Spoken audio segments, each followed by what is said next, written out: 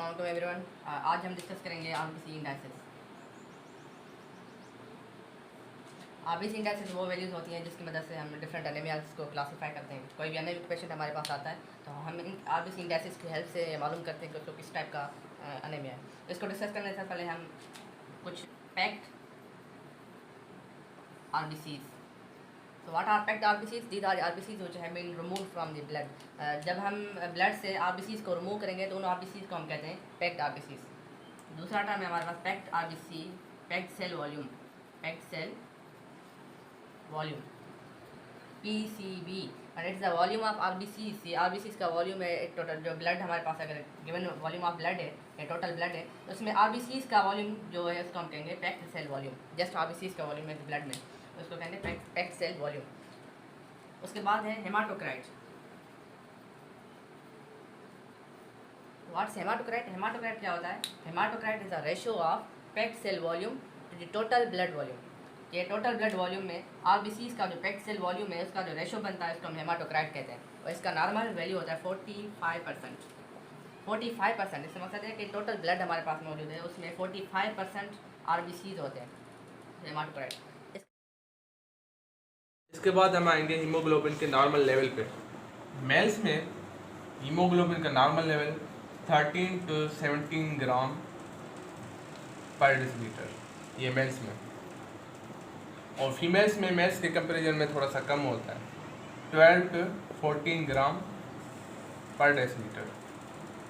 Females में mails के comparison में हीमोग्लोबिन का लेवल कम इसलिए है क्योंकि जब मेंस्ट्रुअल साइकिल होती है तो मेंसेस के दौरान फीमेल्स का जो ब्लड है वो लॉस हो जाता है, इसकी वजह से इनका आरबीसीज का लेवल कम हो जाए, हीमोग्लोबिन का लेवल कम होता है 12 to 14 ग्राम पर डेसीलीटर। ये वैल्यूज़ याद करनी है, इंपॉर्टेंट है क्योंकि एग्जाम्स में बीसीक्यूज और ऑस्पी और वाइवास में ये पूछे जाते हैं। हम आएंगे आरबीसी इंडेक्सेस पे।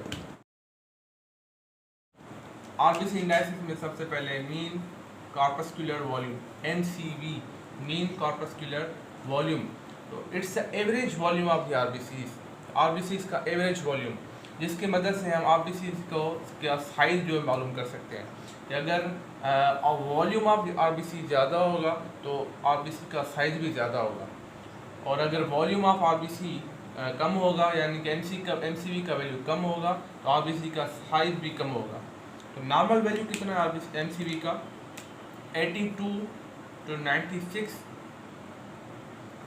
क्यूबिक माइक्रोन और फेम्टोलीटर, ये दोनों यूनिट्स हैं इसके। 82 to 96 माइक्रोन, क्यूबिक माइक्रोन और फेम्टोलीटर्स, ये नॉर्मल वैल्यू है एमसीवी का। अब हम देखेंगे कि अगर एमसीवी मीन कॉर्पस्कुलर वॉल्यूम ज़्यादा होगा तो आरबीसी का साइज ज़्यादा होगा, उस एनीमिया को हम कहेंगे मैक्रोसाइटिक एनीमिया।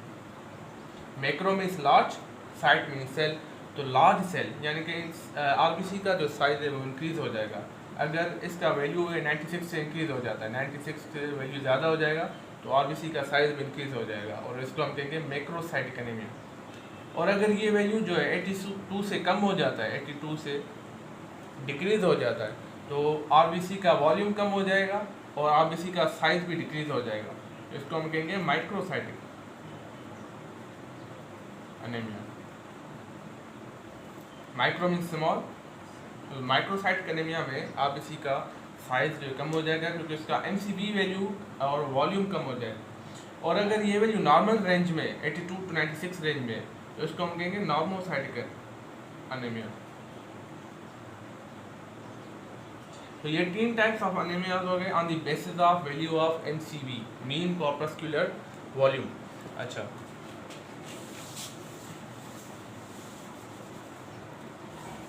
एक और पॉइंट इसमें समझने की है कि अगर हीमोग्लोबिन की कंसंट्रेशन और वॉल्यूम आरबीसी में ज़्यादा होगा तो ऑब्वियसली इसका जो आरबीसी का साइज भी ज़्यादा होगा, और अगर हीमोग्लोबिन कम होगा तो आरबीसी का साइज भी कम हो जाएगा। और की फॉर्मेशन होती है बोन मेरो के अंदर, तो उसमें जो एरिथ्रोब्लास्ट होते हैं, erythroblast, these are the precursors of the RBCs. ये वो सेल्स हैं एरिथ्रोब्लास्ट सेल जिनसे आरबीसीज बनने होते हैं, तो these are the precursors of the RBCs. इनका साइज ज़्यादा होता है, लार्ज साइज, जब वो ये बोन मेरो में अंदर होते हैं। जब एरिथ्रोपोइसिस होती है तो आस्ता आस्ता डिवीजन्स के दौरान इनका साइज़ कम होता जाता है, और जब आरबीसी मैच्योर आरबीसी बनते हैं तो उनका साइज़ एरिथ्रोब्लास्ट की कंपैरिजन में कम होता है। इसकी वजह यह है कि इनकी डिवीजन के दौरान हीमोग्लोबिन भी डिस्ट्रीब्यूट हो जाता है, डिवाइड हो जाता है, और इनका साइज़ कम हो जाता है आरबीसी का। तो मगर जब माइक्रोसाइटिक एनीमिया होता है तो माइक्रोसाइटिक एनीमिया के दौरान इनका साइज़ और भी ज़्यादा कम हो जाता है, क्योंकि हीमोग्लोबिन का लेवल कम है, तो ये साइज़ में और भी ज़्यादा छोटे हो जाते हैं, नॉर्मल रेंज से भी छोटे हो जाते हैं। इसको हम कहेंगे माइक्रोसाइटिक एनीमिया। अब हम आएंगे mean corpuscular haemoglobin MCH, mean corpuscular haemoglobin, यानी कि एक सिंगल आरबीसी में, ये हमारे पास एक आरबीसी है, एक सिंगल आरबीसी में हीमोग्लोबिन का मास कितना है या हीमोग्लोबिन का अमाउंट कितना है एक सिंगल आरबीसी में, ये मीन कॉर्पस्कुलर हीमोग्लोबिन। अच्छा, इसका नॉर्मल रेंज है 27 to 33 पिकोग्राम, ये नॉर्मल वैल्यू है MCH की, मीन कॉर्पस्कुलर हीमोग्लोबिन। तो दूसरा हमारे पास है MCHC, mean corpuscular haemoglobin concentration, mean corpuscular haemoglobin concentration MCHC। मतलब ये है कि the amount of haemoglobin in given volume of the blood और amount of the haemoglobin per unit volume. For example हमें ब्लड का वॉल्यूम है हमारे पास 1 litre, तो इस 1 लीटर में कितना हीमोग्लोबिन का अमाउंट है, average amount of the haemoglobin in a unit volume. अब इन दोनों में क्या फ़र्क है, ठीक है, यहाँ पर हीमोग्लोबिन का जो हम अमाउंट ले रहे थे वो एक आरबीसी का ले रहे थे, सिंगल आरबीसी MCH में, मीन कॉर्पस्कुलर हीमोग्लोबिन में। अगर MCHC में टोटल जो ब्लड का अमाउंट हमें दिया हुआ है, वॉल्यूम दिया हुआ है, उसमें average amount of the haemoglobin कितना है।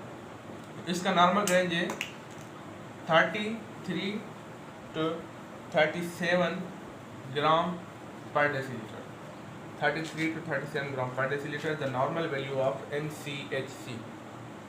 अच्छा, इसमें एक और बात है कि जब हम हीमोग्लोबिन की बात करते हैं तो हमें पता है कि हीमोग्लोबिन आरबीसीज को रेड कलर देता है।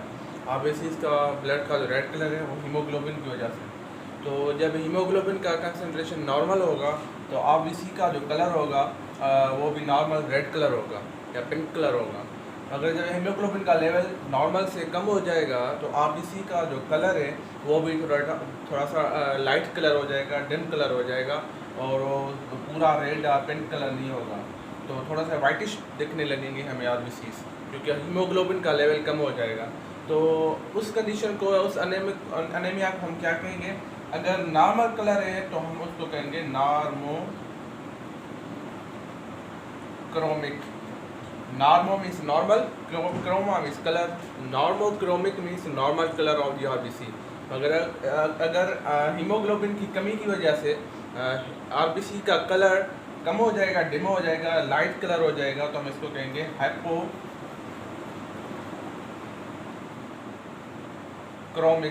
Anaemia. Hypochromic anaemia, hypo means less और बिलो, हाइपोक्रोमिक एनीमिया। अगर आरबीसी में हीमोग्लोबिन का लेवल जो है, अमाउंट है, वो कम हो जाएगा तो हाइपोक्रोमिक। मगर एक बात याद रखनी है कि हाइपर कभी भी नहीं होता। हाइपर हमारे पास, इसको हम कहते हैं आयरन डेफिशिएंसी एनीमिया। हम एनीमियास को अपनी अगली वीडियोस में डिटेल में डिफाइन करेंगे। यहाँ पर थोड़ा सा उसका इंट्रोडक्शन आ जाएगा कि iron deficiency anaemia. Iron deficiency anaemia में हमारे बॉडी में आयरन की कमी हो जाती है। वी नो दैट हमारा जो हीमोग्लोबिन है उसके 2 पार्ट्स है, वो दो चीज़ों पे कंसिस्ट करता है। एक तो हीम ग्रुप इसका, दूसरा ग्लोबिन।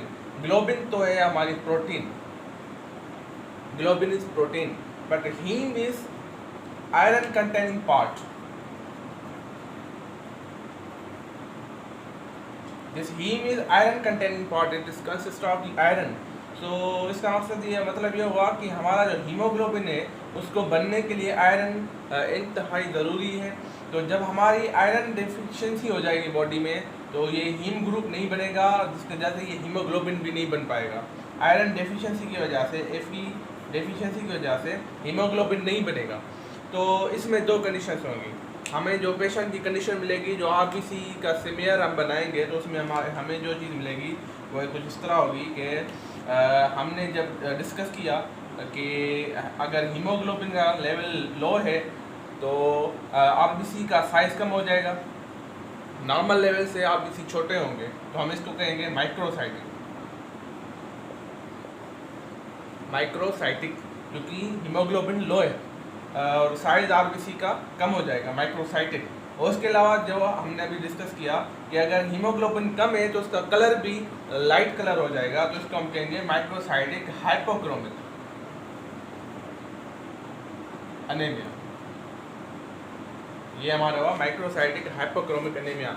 जो आयरन डेफिशिएंसी एनीमिया है, जिसमें आयरन की कमी होती है, उसमें हमें ये कंडीशन मिलेगी, माइक्रोसाइटिक हाइपोक्रोमिक एनीमिया। इस एनीमिया में सेल्स जो RBC हैं नॉर्मल लेवल से छोटे होंगे और उनका कलर भी कम होगा, नॉर्मल कलर नहीं होगा, हाइपो होगा, हाइपोक्रोमिक होंगे। तो यहाँ पर हम ख़त्म करते हैं।